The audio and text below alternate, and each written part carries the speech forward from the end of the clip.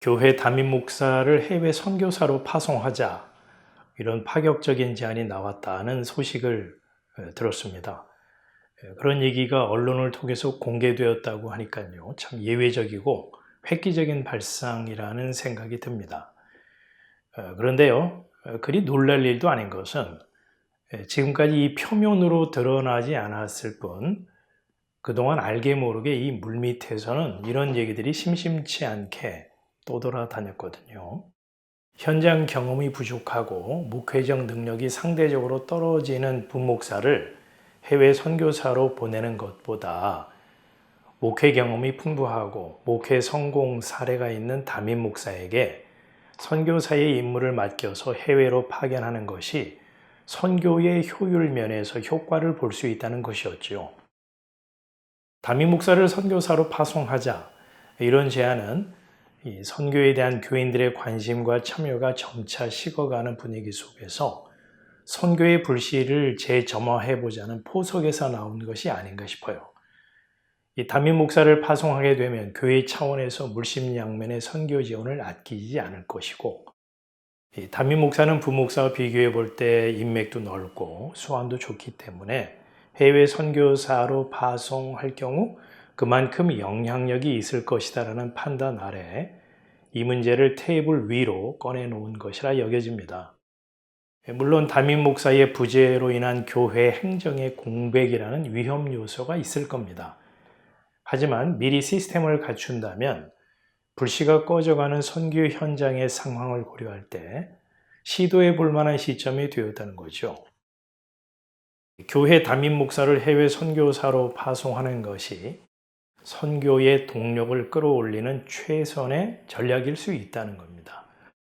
4, 5년 전에 이 주변의 목사님들과 종종 만남을 가졌더랬습니다. 꽤나 큰 규모의 교회에서 목회하시다가 이곳 미국으로 이민 오신 목사님이 선교사 파송에 대한 본인의 생각을 털어놓았습니다. 교회에서 좀 문제 있다 싶고 골칫거리 목사를 골라가지고 해외 선교사로 보내는 것은 교회로부터의 격리이고 방출이지 선교 효과를 기대할 수 없다는 거였죠.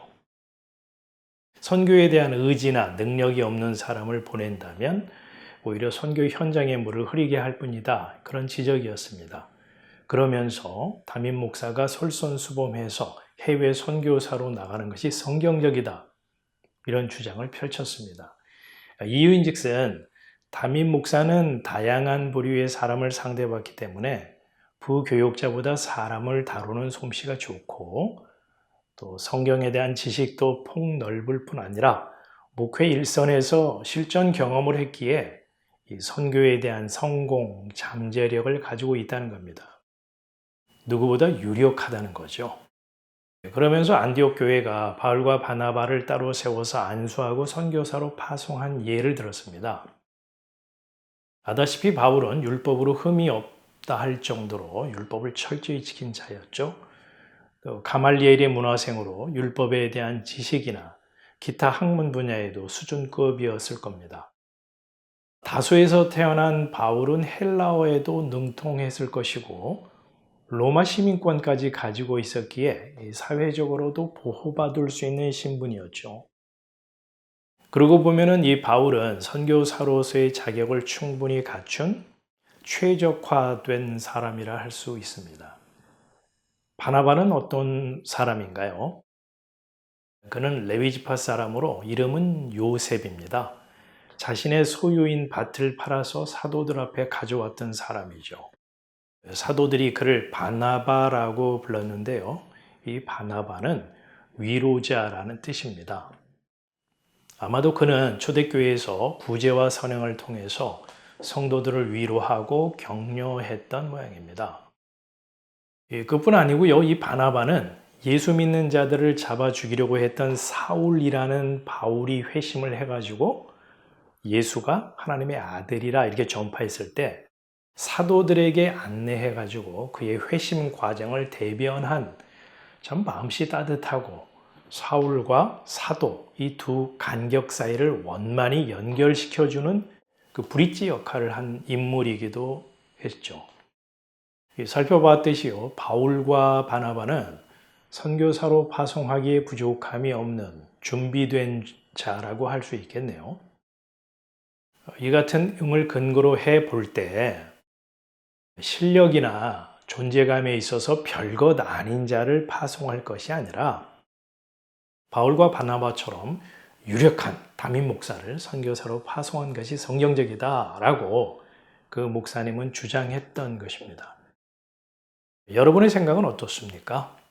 학문, 언어, 신분, 이렇게 해외 나가서 선교하는데 유리한 조건을 갖춘 사람, 또 가난한 자들의 필요를 채워주기 위해서 자신의 소유를 선뜻 내어놓는 헌신된 마음과 사람들의 관계를 원만하게 하는 일에 중재자 역할을 잘하는 사람, 이러한 사람을 뽑아서 해외 선교사로 파송하는 것이 하나님의 뜻이며 성경적이라 생각을 하시는지요? 선교에 적합한 사람을 뽑아서 선교사로 보내는 것이 선교의 실적이나 성과를 얻기에 분명 유리할 겁니다. 현지 언어에 능통하고 화술에 능하고요. 학벌 좋고 인물 좋고 인품까지 좋고 건장한 척에게 얼굴이 받쳐준다면 선교사로서 더할 나위 없을 겁니다. 유력한 담임 목사를 선교사로 파송할 것이냐, 아니면 부교육자 가운데 똘똘한 사람을 뽑아서 보낼 것이냐, 교단에서 운영하는 선교 훈련원에서 훈련 과정을 우수한 성적으로 통과한 사람을 파송할 것이냐, 이러한 기준보다 더 살피고 우선적으로 검토할 사항이 있다는 얘기입니다. 그게 뭐냐 하면 해외 선교를 위해 갈 사람이 과연 말씀의 능력을 받았느냐 하는 것입니다. 인격도 원만하고 실력도 남다르고 선교 지역의 언어에도 능숙하고 목회 성공 사례도 있는데 전할 복음에 대한 바른 이해가 없다면 정말 큰 문제 아닐까요? 성경 말씀을 예수 그리스도의 십자가 대속의 은혜, 그 사랑으로 일관되게 가르치고 전할 성령을 받은 자인가 하는 말씀의 검증이 무엇보다 앞서야 한다는 말입니다. 왜죠? 선교사가 가서 해야 할 일은 번듯한 선교 사업이 아니라 하나님 말씀을 전하는 것이고, 하나님의 말씀을 기록해 놓은 성경은 예수 그리스도를 오롯이 증거하고 있기 때문이죠. 이러한 이야기에 대해서 반문할 분들이 있을 겁니다. 말씀에 대한 능력은 선교사의 자격이나 조건 가운데 기본 중에 기본 아닌가. 선교를 희망하는 사람이면 신학을 했을 것이고, 그래서 복음이 뭔지는 알고 있고 이 말씀에 대한 무장은 되었기 때문에 선교 가겠다, 이렇게 결단하는 게 아닐까. 이 말씀이라는 기본기 위에 언어 능력, 처세, 기획력, 추진력, 강인한 체력, 이런 거를 두루 갖춘 사람이라면 비단 위에 꽃을 얹은 것처럼 선교하는 데 있어서 금상첨화 아니겠어? 맞습니다. 세상적인 기준이나 관점에서 볼 때요, 선교에 최적화된 사람을 선교사로 파송하는 것이 효율적일 겁니다. 그런데요, 3차례에 걸쳐서 선교 여행을 다닌 바울과 그의 신앙 고백에서 선교사의 파송 기준과 자격을 논하는 것이 성경적이지 않나 싶어요. 바울이 언제 신학교에서 신학을 전공했던가요? 사람에게서 복음을 학습받았던가요? 학습의 결과 복음을 깨닫고 선교를 헌신했던가요? 바울 그는 다메섹 도상에서 낙마하면서 눈이 멀었고, 아나니아라는 사람이 안수하여 기도할 때 그의 눈에서 비늘 같은 것이 벗어져 다시 보게 되었죠. 여기서 비늘이라고 하는 것은 표피를 덮고 있는 얇고 단단하게 생긴 작은 조각을 말합니다. 이는 성경을 문자적으로, 표피적으로 율법으로 보던 그 껍질이 벗겨졌다는 의미이죠. 눈에서 껍질이 벗겨진 바울은 예수가 하나님의 아들 그리스도라고 밝히 보게 되었고, 그래서 전파했죠. 그는 복음에 대한 분명한 입장을 제시했습니다. 우리나 혹 하늘로부터 온 천사라도 우리가 너희에게 전한 복음 외에 다른 복음을 전하면 저주를 받을지어다. 다른 복음이 뭔가요? 유대인이나 이방인이나 동일하게 주 예수의 대속의 은혜로 구원을 얻는 줄 믿는다. 이 신앙에서 벗어난 가르침과 내용, 말씀을 껍데기만 보고 율법의 요구로 전하는 그 일체의 가르침이 다른 복음에 해당한다는 말 아닌가요? 나의 달려갈 길과 주 예수께 받은 사명, 곧 하나님의 은혜의 복음 증거하는 일을 마치려 하면은 나의 생명을 조금도 귀한 것으로 여기지 아니하노라. 이렇게 진술했던 바울은 오직 하나님의 은혜의 복음 증거하는 일에 선교의 목적과 삶의 의미를 두었던 복음 전도자요 선교사이었음을 우리는 전혀 의심치 않습니다. 바로 이런 사람이 해외 선교사로 파송하기에 최적화된 하나님이 준비하신 선교의 그릇이지 않을까요? 이 같은 설명에 대해서 선교 현장을 몰라도 한참 모르는 무지한 소리이고 순진한 생각이다. 현실성이 떨어진 원론적인 얘기에 불과하다. 이렇게 일축할 사람도 있을 겁니다. 하지만 문제는 언제나 말씀을 무시하고 근본을 소리한 데서 비롯된 것이 아니었던가요? 자, 질문을 해보죠. 여러분은 다음 두 사람 중에 한 사람을 뽑아서 해외 선교사로 파견해야 한다면 누구를 파송하겠습니까? 1번, 정통신학을 전공하고 목회 성공 경험이 있고 현지 언어에 능숙할 뿐 아니라 인격과 성품을 두루 갖춘 사람을 안수하고 파송한다. 2번, 예수 그리스도의 십자가 대속의 은혜를 입어 그 사랑에 감격하여 하나님의 은혜의 복음 증거하는 일을 마치려 하면은 자기의 생명을 조금도 귀한 것으로 여기지 아니하는 사람. 1번과 2번 가운데 누구를 선교사로 파송하시겠습니까?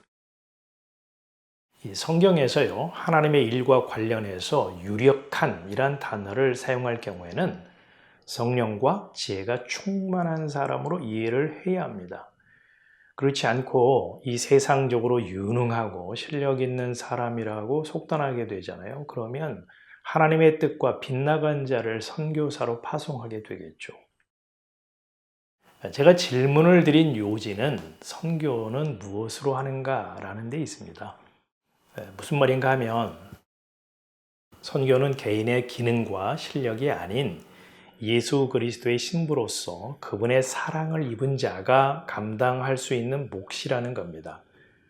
선교 현장은 결코 만만하거나 호락호락하지 않죠. 언어가 다르고 문화가 다르고요. 피부색이 다릅니다. 가치관이 다 다르죠. 또 굴러온 돌에 대한 박힌 돌의 그 시선도 곱지 않을 수 있습니다. 매일매일 매 순간이 위험에 노출되어 있고 문화 충격의 긴장의 연속이죠. 게다가 이 영적 싸움은 다양한 형태로 다가오고 생각보다 치열합니다. 선교사는 무쇠 팔, 무쇠 다리, 로켓 주먹이 아니죠. 육을 입고 있는 사람입니다. 다른 이들처럼 선교사도요, 염려, 외로움, 불안, 심신의 피로 이런 걸 느낀다는 말입니다. 그러니 힘들고 어려운 선교 현장에서 주님의 신부로서 그 일을 감당할 힘이 과연 무엇이겠는가 하는 거죠. 그런 말이 있잖아요. 남편의 참 사랑을 입은 여자는 그 남자를 위해 자기 목숨을 기꺼이 바친다. 그런 말 하지 않습니까? 주님의 대속의 은혜가 절절한 감사와 감격으로 다가오는 그 신부, 그 아내, 그 선교사, 그 사람을 뽑아 해외 선교사로 파송하고 물질로 후원하며 기도로 동역해야 하지 않을까요? 자, 마무리하겠습니다. 선교에 대한 교인들의 열정이 식어서 선교 헌금이 줄어들고 그 타격으로 선교 현장마저 선교의 동력을 잃어간다고 해서 그 조급한 마음에 세상적인 기준을 가지고 사람을 뽑아 눈에 보이는 성과나 실적을 저울질하기보다는 복음 전파를 위해 선교 현장에 보낼 자의 자격과 기준이 무엇인지 성경에서 살펴보는 기본 작업이 무엇보다 앞서 이루어져야 한다고 봅니다. 또한 교회의 사명은 선교다, 이렇게 원칙과 명제를 들이대면서 교인들의 옆구리를 찔러가지고 동참과 헌신을 구하리 하기보다 성경은 선교에 대해 어떠한 진술을 하고 있는지 다시 한번 진지하게 들여다보는 이 선교의 제자리 찾기가 선행되어야 하지 않을까 싶습니다.